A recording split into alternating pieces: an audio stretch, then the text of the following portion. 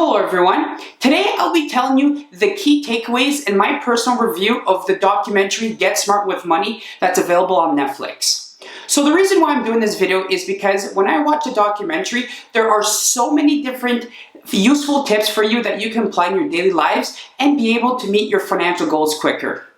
So this documentary goes through the personal finances of 4 separate families, and it varies from people living paycheck to paycheck all the way to a successful NFL player. So because there is such a wide range, I believe that there is at least one situation or one tip that would definitely apply to you and be very useful for you.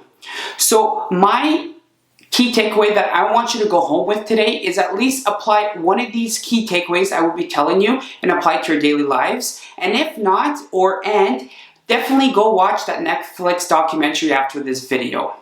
So for those of you who don't know me, my name is Ryan Banks and my channel is about financial tips and tricks that you can bank on.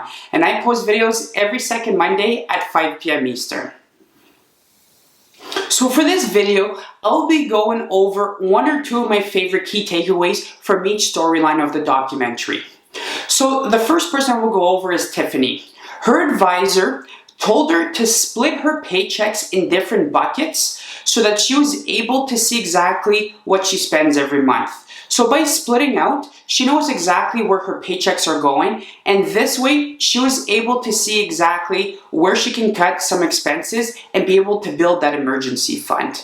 So I believe this is a great way to start a budget, and it definitely shows you exactly where you spend your money, and it also limits you to spend X amount of money for each expense category.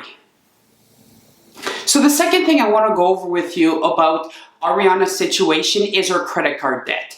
Credit card debt is the worst type of debt out there because interest rates can be above over 20%. So in my personal opinion, if you have a hard time managing your own money, I suggest that you get a credit card limit that's half of the monthly income that you have. The reason why I say this is because it limits you on how much you can buy, and you at least have 50% of your income every month to go towards your rent or your mortgage, your utilities, and other fixed or need expenses to pay off. And hopefully you have a bit of extra money to put towards investments or an emergency fund.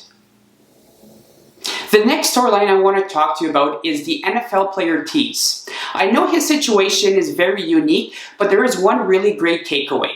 So he started taking money automatically out of his bank account into his investment account. This allowed him to automatically put money aside towards his financial goals. So you can definitely do the same thing.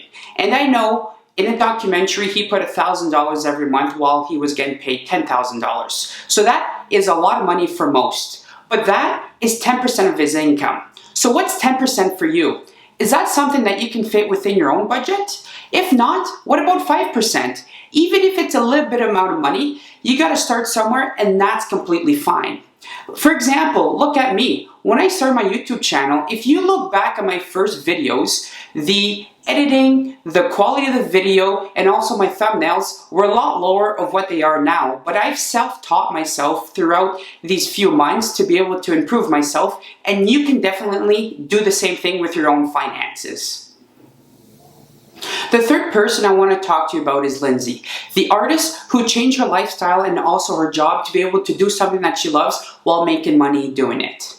So I believe that she was very strong to be able to change her lifestyle because it's very difficult for people to change their own lifestyle.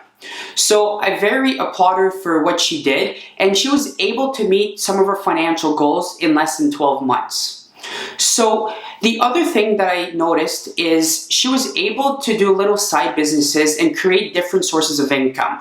So I did a bit of research and I read an article where if you have at least 3 different types of sources of income, it will definitely increase your wealth a lot quicker. So in my case, I'm a financial coordinator where I work for a school board. I also have a very small portion of investment income, and I also do consulting and taxes on the side. So that's 3 sources for me, and I'm trying to continuously increase those. But in your case, if you only have 1 or 2 sources of income, well, maybe think of adding another one and see what you can do and be able to do that within your current lifestyle, so that if you do add an extra source of income, it will give you a little bit more wiggle room within your budget so you can put more money aside for your financial goals. So now for the fourth scenario or fourth family I want to talk to you about is Kim and John. So what their advisor had told them is to separate their expenses between want and need. So I have talked about this in my previous videos, and I cannot emphasize how important this is when budgeting. When you separate these two expenses in those two different buckets, you will be able to see exactly what you spend your money on every month, and you will know exactly which one expenses to cut down so that you can be able to save more money or meet some other financial goal of yours. The other thing that I really like what they did is they made a plan for retirement. A lot of people don't do this, and people may start doing this 5 years before they retire. And this I do not suggest, because if you start a lot earlier, you're able to put money in investments, and your investments will be able to grow over time a lot quicker because of the term compound interest. So this is definitely something that you need to think about and also make a priority. In their case, they made retirement a priority because they wanted to be able to retire at a certain age. And they did everything in their power by cutting their biggest expense to be able to meet that goal. So they did a lot of progress just within that 1 year. But if you don't make it a priority, then it will never happen, and potentially a couple years or 5 years before you retire, you may think, oh shoots, I need to work an extra 5 or 10 years to be able to retire and keep that same lifestyle.